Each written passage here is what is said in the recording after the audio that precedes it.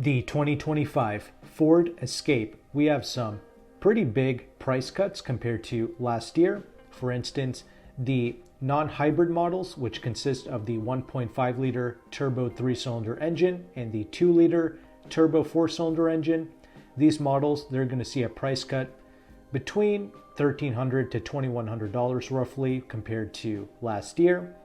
And the hybrid Escapes, the price is now reduced by about $800 to $1,500, and the plug-in hybrid now gets a price cut of $2,100 compared to 2024. And that sounds great, but we have to keep in mind these manufacturers, they have been going crazy with their price hikes year after year, especially after the pandemic. So really, these price cuts are just bringing the prices back to a somewhat normal level, but whatever, we'll still take it. Regardless though, is this vehicle worth it even with the price cuts? Well, that's going to be up to you and your family to decide. And other than these price cuts, there are no new changes for the 2025 Ford Escape, and that's primarily because these SUVs, they got their refresh back in 2023 when they got that unibrow design in the front. Overall, it's a pretty bland and generic looking SUV in my personal opinion, but you can leave your thoughts below regarding the looks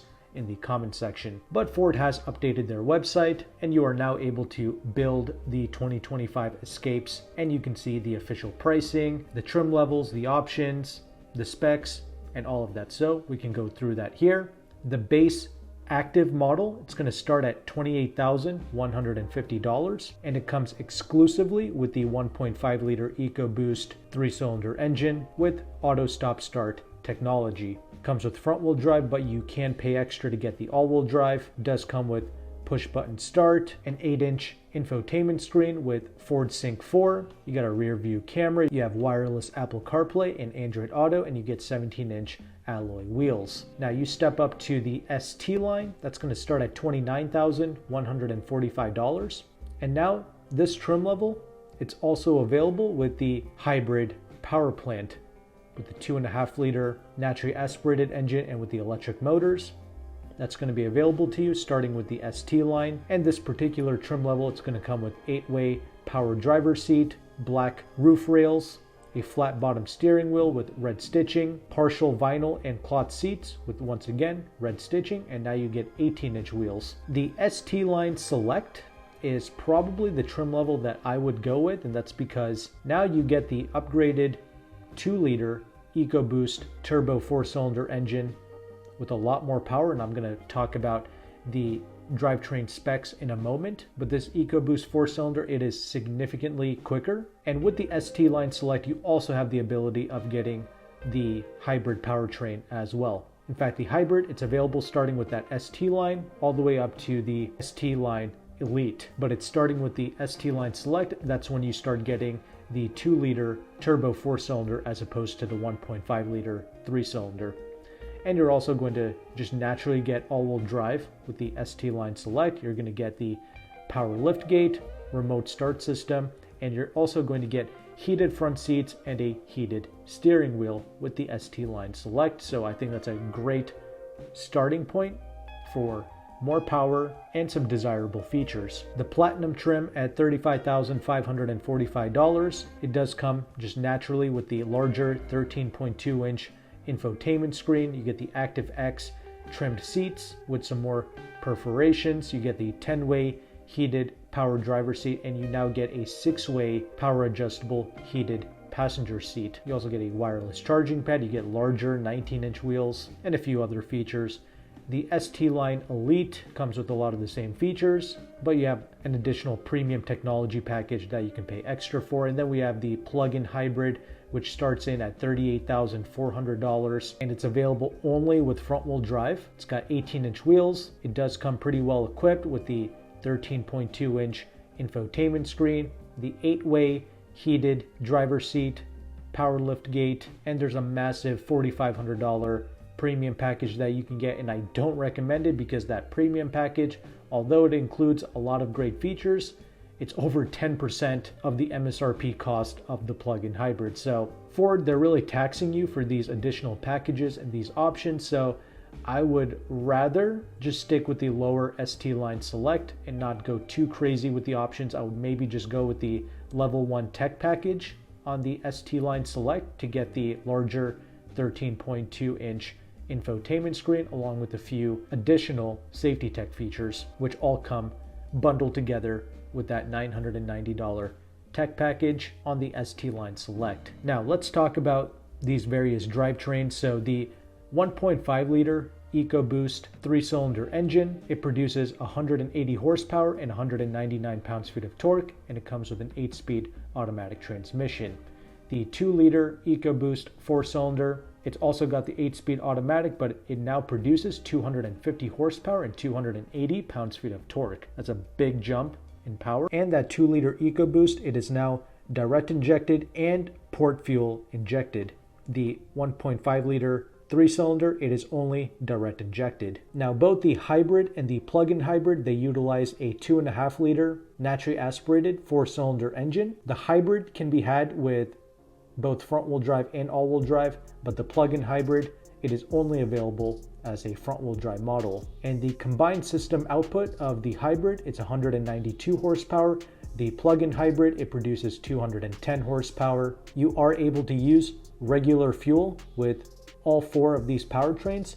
However, Ford does recommend using premium fuel with the 2-liter EcoBoost 4-cylinder engine with 250 horsepower.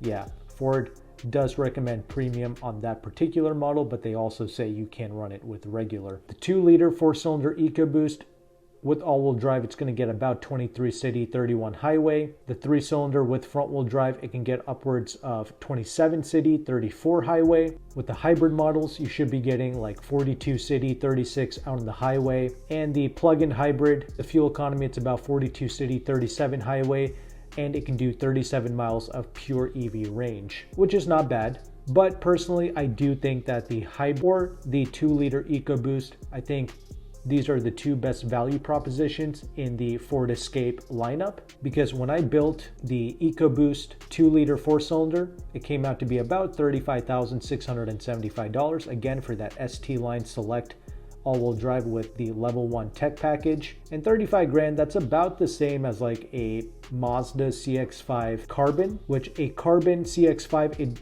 is well equipped. However, that's actually the naturally aspirated 4-cylinder version of the CX-5 Mazda, not the turbo. So you're getting the higher output 4-cylinder engine with Ford, so a lot more power for the same price as the NA 4-cylinder Mazda CX-5. So as you can see, that's decent value depending on who you are. The plug-in hybrid powertrain adds about 2 grand to the overall price, again depending on the trim level, so about $37,635 the way I spec'd it, again with the same ST line select trim. And that's certainly a good fuel efficient hybrid system, plus it's very similar to the Toyota setup, right? It's got the eCVT, the planetary gear setup, very similar to how Toyota works, so pretty nice hybrid system from Ford. The plug-in hybrid, it would have been worth it if it leased out cheap and it came with like a $7,500 lease credit or something, but sadly that's not the case. And in the description box of this video, I will be sharing with you a free leasing calculator provided to you by AutoCompanion. This will show you the interest rate of a lease, the residual values,